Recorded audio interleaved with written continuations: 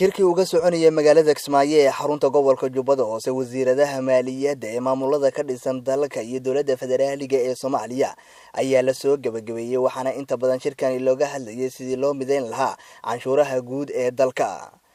markii uu soo gabagaboobay ayaa waxaa madasha ka hadlay wasiirka maaliyadda ee Jubbaland Mudane Cabdirashiid Jiir Qalinle. waxaa maanta sharaf weyn noo ah haddaan nahay dowlad goboleedka Jubbaland inaanu ku qabanno shirkii looga hadlayay horumarinta maaliyadda iyo mideynta canshuuraha ee Soomaaliya magaalada Kismaayo caasimadda ku meel gaarka ee Jubbaland. shirkan oo ah kii saddexaad ee noocan oo kale ah. wasiirka wasaaradda maaliyadda ee dowladda federaaliga ee Soomaaliya Cabdiraxmaan Ducaale Beele oo dhankiisa madasha ka hadlay ayaa tilmaamay inaan dardargelino arrimaha khayraadka badda gaar ahaanna tuunaha inaan arrimihiisa dardargelino inaan shirar isdaba jooga oo dhaqso samayno inaan arrintaas soo gabagabayno isku raacnay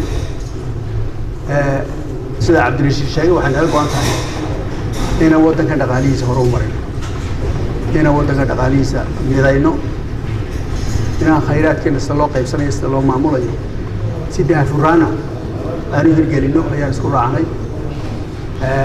aad iyo aad baad u mahadsantihiin. gabagabadii waxaa warbaahinta u akhriyay warmurtiyeedkii laga soo saaray shirkaasi agaasimaha guud ee wasaaradda maaliyadda ee Jubbaland Mudane Kaamil.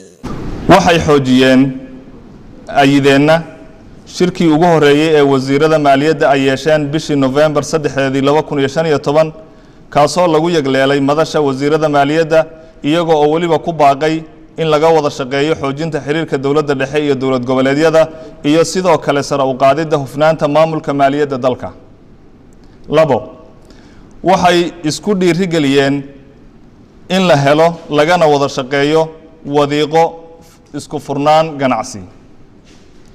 waxay isla garteen in mideynta canshuuraha dalku uu dhiirigelin xooggan u yahay ciribtirka caqabadaha kala xirnaanta ganacsiga maamul goboleedyada.